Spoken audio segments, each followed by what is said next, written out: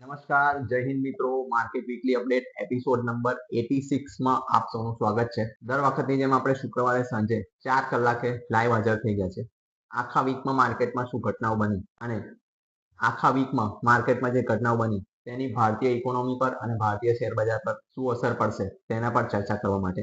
મિત્રો, આ કોઈ ટીપ કે ટ્રેડિંગ રિગાર્ડિંગ સેશન નથી. અહીં કોઈ ચાર્ટ પેટર્ન કે કોઈ સિગ્નલ પર ચર્ચા નહીં થાય. અહીંયા આપણે જે પણ વાત કરીશું એ તમારા શેર બજારના નોલેજને એન્હાન્સમેન્ટ મળે તેના પર આપણી ફોકસ રહેશે. પરંતુ જો તમારો ફોકસ હોય કે લોંગ ટર્મ વેલ્થ ક્રિએશન વાયા મ્યુચ્યુઅલ ફંડ કઈ રીતે થાય અને ગોલ બેઝ પ્લાનિંગ કઈ રીતે કરવું, જો તમારું એવું કંઈક આયોજન હોય તો તમે અંત સુધી જોડાયેલા રહેજો અને અંતમાં તમારો જેન્યુઇન અભિપ્રાય આપજો. મિત્રો, અહીંયા આપણે જે પણ ચર્ચા કરીશું તેના પર અમે જે પણ અહીંયા માહિતી આપીએ છીએ એ પૂરેપૂરી સચોટ અને પાકા પાયાની હોય છે.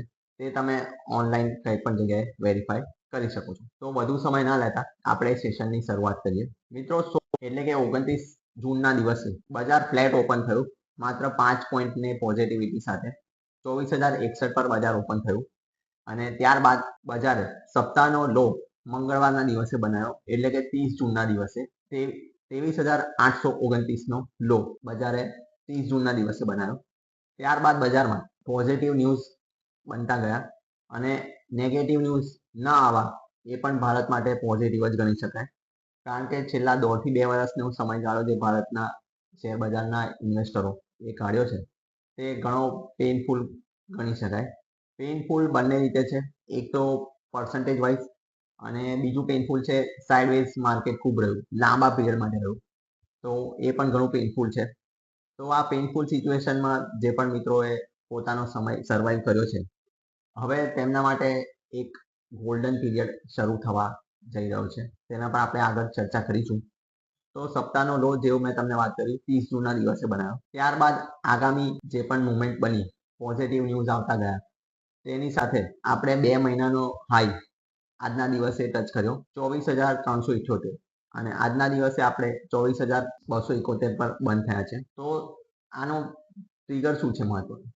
તો મહત્વનું સેન્ટિમેન્ટ કે ટ્રિગર જે પણ તમે ગણો એ તમામ રીતે આપણે જોઈએ તો બ્રેન્ટ ક્રૂડના ભાવને આપવું પડે અને બીજું છે વિક્સ. બ્રેન્ટ ક્રૂડની જે વાત કરીએ મિત્રો, તો સપ્તાહની શરૂઆતમાં આપણે 74 થી 73 ડોલરની આસપાસ બ્રેન્ટ ક્રૂડનો ભાવ જોયો હતો અને એક સમયે એટલે કે ગઈકાલના દિવસે આપણે 70 ડોલરની નીચે પણ બ્રેન્ટ ક્રૂડનો ભાવ જોયો.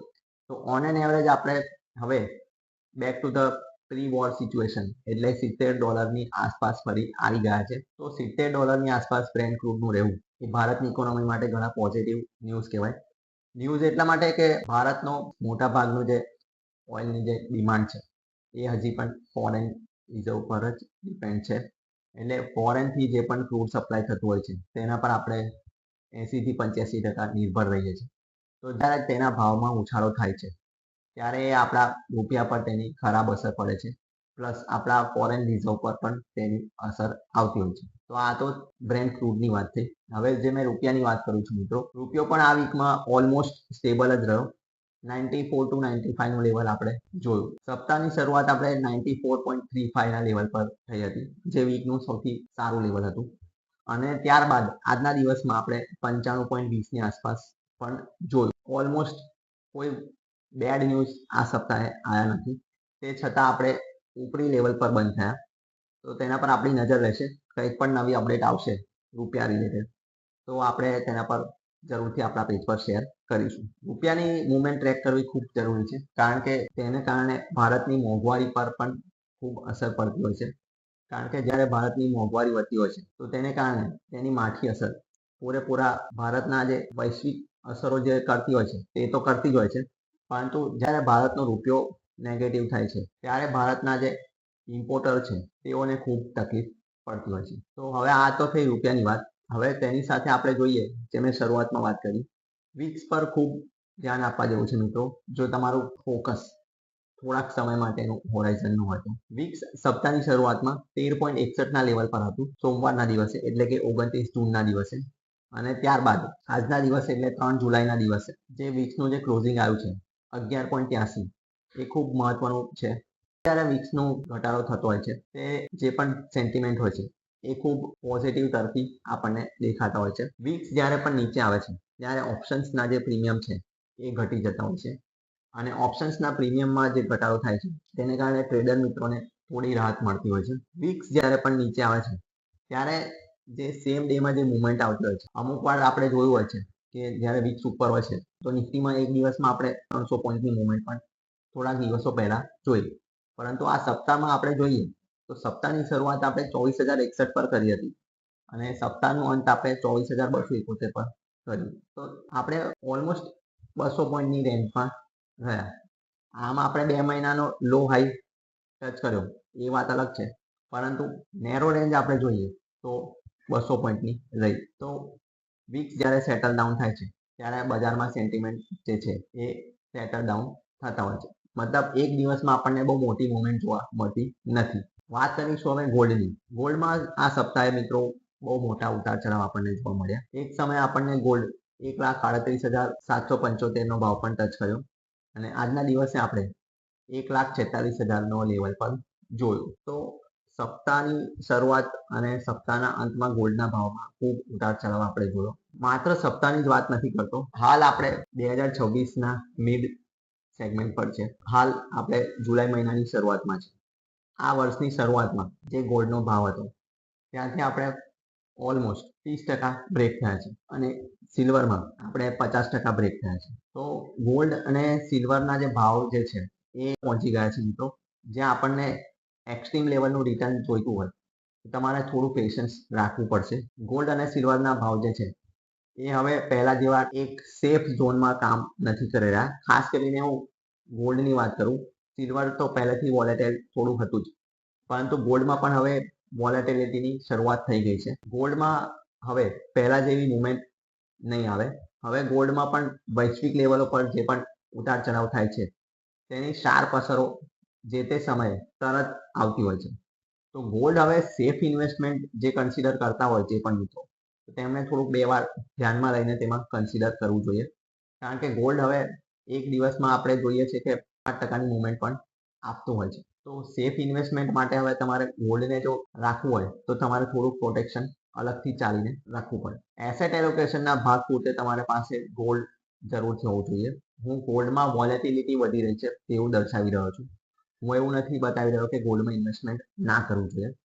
તમામ જગ્યાએ તમારું ઇન્વેસ્ટમેન્ટ હોવું જોઈએ. તે જ તમારો એસેટ એલોકેશનનો ભાગ ભજવશે અને તેને કારણે તમારા પોર્ટફોલિયોમાં ડાયવર્સિફિકેશન આવશે. તો આ તો થઈ ગોલ્ડ, વિક્સ, ડોલર અને બ્રેન્ટ ક્રૂડની વાત.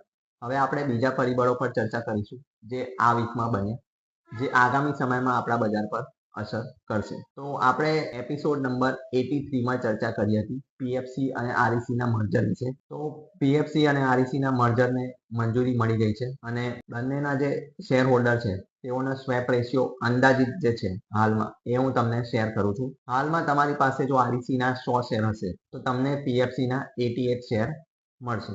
આ હજી એપ્રોક્સ છે, હજી આમાં પર કોઈ ફાઇનલાઇઝ થયું નથી. હાલમાં જે પણ અપડેટ ઇન્ફોર્મેશન છે મારી પાસે એ મેં તમને શેર કરી. હાલમાં કોઈ ડેટનું અનાઉન્સમેન્ટ થયું નથી. તો જ્યારે પણ કંઈક નવી અપડેટ આવશે આપણે આપણા પેજ પર શેર કરીશું. હવે મે મહિનાના જે આઈઆઈપીના આંકડા જે છે એ પ્રસ્તુત થઈ ગયા છે મિત્રો, અને તેમાં જે છે એ 5%નો વધારો થયો છે.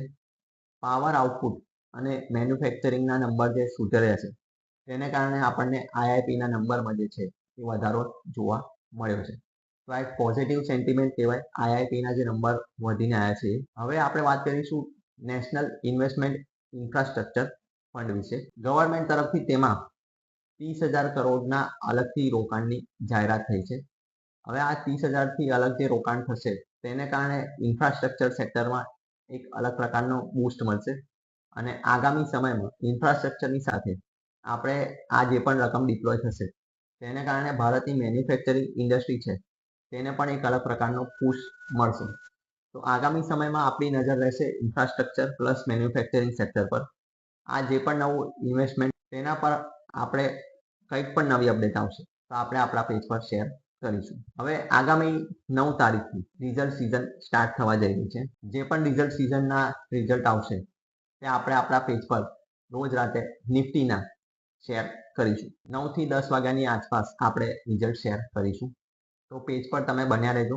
તમારા કંઈક પણ ડાઉટ હશે તો આપણે એ સમયે ક્લિયર કરીશું. હવે રિઝલ્ટ સિઝનની શરૂઆત તો આઈટી સેક્ટરથી થશે, પરંતુ આ સપ્તાહે આપણી પાસે મોટું અપડેટ એ છે કે બેન્કિંગ સેક્ટરમાં આ સપ્તાહે આપણે ભારે ઉતાર ચઢાવ જોયા અને બેંક નિફ્ટીએ મોટી વોલેટિલિટી આપણને બતાવી. તો બેંક નિફ્ટીએ મોટી વોલેટિલિટી કેમ બતાવી? કારણ કે બેન્કિંગ સેક્ટરમાં બહુ મોટા ઉથલપાથલ આ સપ્તાહે આપણે જોયા. 2 થી 3 બેંકોમાં આપણે પોઝિટિવ નેગેટિવ તમામ પ્રકારના ન્યૂઝ મળ્યા છે, તેના પર આપણે ચર્ચા કરીશું. કોટક મહિન્દ્રા બેંક દ્વારા ફોરેનની એક બેંકનું અધિગ્રહણ થયું છે, જેનું નામ છે ડોચ બેંકને. જે ભારતીય કારોબાર જે છે એ હવે કોટક મહિન્દ્રા બેંક દ્વારા કામ કરવામાં આવશે અને તેમનું વેલ્થ મેનેજમેન્ટના બિઝનેસથી માંડી અને તેમના ટોટલ જે બિઝનેસ છે 29,000 કરોડની લોન બુક છે, તેના પર પણ હવે કોટક બેંકનું સંપૂર્ણ અધિગ્રહણ રહેશે. તો આગળ કોટક બેંકના જે કંઈ પણ ન્યૂઝ આવશે તે આપણે શેર કરીશું.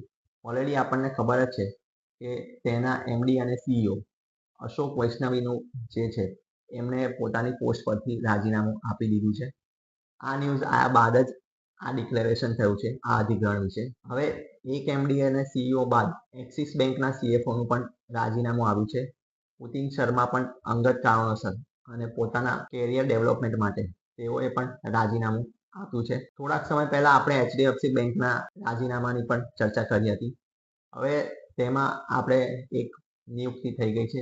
રાજીવ કુમાર, ભૂતપૂર્વ ફાઇનાન્સ સેક્રેટરી અને ભૂતપૂર્વ ઇલેક્શન કમિશનર જે છે એ એચડીએફસી બેંકના નવા ચેરમેન તરીકે નિયુક્ત થઈ ગયા છે.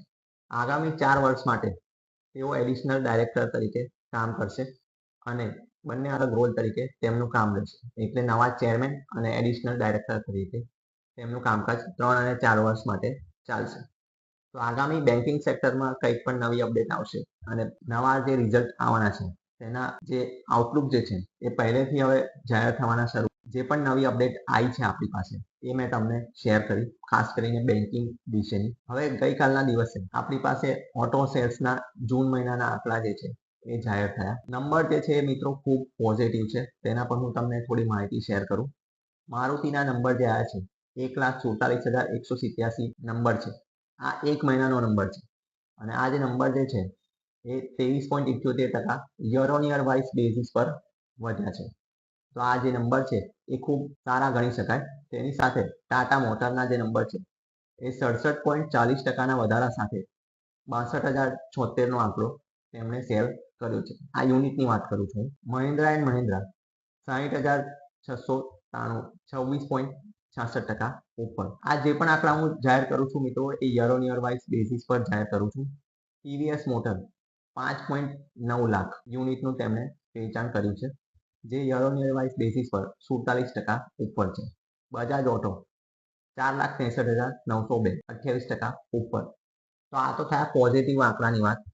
હવે થોડા નેગેટિવ નંબર પણ આવ્યા છે. નેગેટિવ નંબરની વાત કરું મિત્રો તો ગયા મહિને ભારત સરકારના મંત્રી દ્વારા નીતિન ગડકરી અને મારુતિ દ્વારા એક નવી ગાડી લોન્ચ કરવામાં આવી હતી, મારુતિ વેગનર ફ્લેક્સ ફ્યુઅલ. તો આ જે ગાડી જે લોન્ચ થઈ છે મિત્રો 1 મહિનો થયો. તો વાહનના જે ડેટા છે, જે ઓફિશિયલ સાઇટ છે તેના પર 1 મહિનામાં માત્ર 3 ગાડીનું વેચાણ થયું છે. તો આગામી સમયમાં આ ફ્લેક્સ ફ્યુઅલની જે સિચ્યુએશન ભારતમાં બની છે, E20 હાલમાં ભારતમાં કમ્પલસરી કરી દેવામાં આવ્યું છે અને આગામી સમયમાં E85 અને E100 સુધી જવાનો ભારત સરકારનો પ્લાન છે.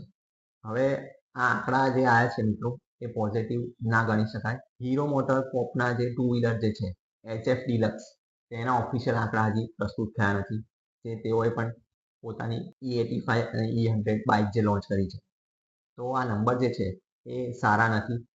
પ્લસ બીજી વાત કે પબ્લિકનો જે રિસ્પોન્સ જે છે એ આ જે ફ્લેક્સ ફ્યુઅલ પર છે એ ખૂબ નેગેટિવ છે. અને હાલમાં આપણા આજના દિવસમાં જે સ્ટેટમેન્ટ આવ્યું છે આપણા પેટ્રોલિયમ મંત્રી હરદીપસિંહ પુરીનું કે E20થી જે પણ ડેમેજ થયું છે એવરેજનું એ સ્પષ્ટ છે. હવે આગામી સમયમાં ગવર્મેન્ટ આને પર શું એક્શન લેશે એ હાલમાં તો આપણે કહી નહીં શકીએ, પરંતુ આ જે ઓટો સેલ્સના જે નંબર આવ્યા છે તેને આઈ એમ શ્યોર હિટ થશે, કારણ કે જે રીત પર ગવર્મેન્ટ તેને પુશ કરી રહી છે તે વેલિડ ના ગણી શકાય. કારણ કે ઇન્ડિયા હવે બ્રાઝિલના રસ્તા પર અપનાવવા જઈ રહી છે કે બ્રાઝિલમાં જે E20થી માંડીને આગળ ઇથેનોલની જે સ્ટોરી બની છે તેના પર ઇન્ડિયન ગવર્મેન્ટ કામ કરવા માંગી રહી છે. પરંતુ બ્રાઝિલની વાત અલગ છે. બ્રાઝિલ 1970થી ઇથેનોલ પર બ્રાઝિલ કામ કરી રહ્યું છે અને ભારતે 2008 કામ શરૂ કર્યું છે. તો આના પર ગવર્મેન્ટે આઈ એમ શ્યોર કંઈક વિચાર કરવા જેવો છે અને જરૂર પડે તો એના પર કંઈક ત્વરિત પગલાં પણ લેવા જોઈએ, જેથી ભારતની ઇકોનોમીને ડેમેજ ના થાય. કારણ કે BMW ના જે હેડ છે ઇન્ડિયાના, તેઓએ સ્પષ્ટ રીતે ડિક્લેર કર્યું છે કે તેમની ગાડીઓ જે છે એ E20 ઉપરનું પેટ્રોલ કોમ્પેટેબલ નહીં હોય. તો પછી ભારતની જનતા પર એની અને ભારતની ઇકોનોમી પર એની માઠી અસરો આપણને જોવા મળશે. તો આઈ એમ શ્યોર ગવર્મેન્ટે આને પર કંઈક પગલાં લેવા જોઈએ. હવે વાત કરીશું મિત્રો જીએસટીના કલેક્શન વિશે. જીએસટીના જે નંબર આવ્યા છે 13.9% વધીને 1,94,812 કરોડ. આ year on year wise basis પર જે આંકડા આવ્યા છે, ગયા વર્ષે જે આંકડા આવ્યા હતા મિત્રો 1,71,105 કરોડ આવ્યા હતા. જે નંબર જે આવ્યા છે એ ખૂબ પોઝિટિવ આવ્યા છે. હાલમાં આપણું જે જીએસટી કલેક્શન જે છે તેમાં ખૂબ ઇન્ટરેસ્ટિંગલી વધારો થયો છે, જે ભારતની ઇકોનોમી માટે પોઝિટિવ ગણી શકાય. તો આ તો થઈ મિત્રો આ સપ્તાહના માર્કેટ વીકલી અપડેટની વાત. હવે આપણે મળીશું આવતા સપ્તાહે, ફરી આપણે 4 વાગે ફરીથી ચર્ચા કરીશું. હાલમાં આપણી પાસે હવે આગામી સમયમાં ભારતની રિઝલ્ટ સિઝન કઈ રીતે જઈ રહી છે, પ્લસ મોન્સૂનની શરૂઆત આપણને ખબર જ છે ભારત દેશમાં લેટ થઈ છે. તો લેટ આવ્યો છે મોન્સૂન, તો તેની અસર આગામી એફએમસીજી સેક્ટરથી માંડીને ભારતના જે રૂરલ સેક્ટર પર જે ડિમાન્ડ છે તેની શું અસર રહેશે, તેના પર આપણે કંઈક ને કંઈક નવી અપડેટ આવે છે તો એ આપણા પેજ પર શેર કરતા રહીએ છીએ. તો હવે આપણું આગામી સેશન આવતા શુક્રવારે 4 વાગે થશે. તમારા કંઈક પણ સવાલ હોય, કંઈક પણ સુઝાવ હોય તો તે અમે અમને અહીંયા જણાવો. લોંગ ટર્મ વેલ્થ ક્રિએશન વાયા મ્યુચ્યુઅલ ફંડ જો તમારું પ્લાનિંગ હોય અને હાલમાં તમારા મ્યુચ્યુઅલ ફંડના પોર્ટફોલિયોને તમારે રિવ્યૂ કરવું હોય અથવા તમારે તમારા પોર્ટફોલિયોમાં નવા કોઈ મ્યુચ્યુઅલ ફંડ એડ કરવા હોય તો તેના માટે તમે અમને અંગતમાં સંપર્ક કરી શકો છો. જય હિન્દ, વંદે માતરમ.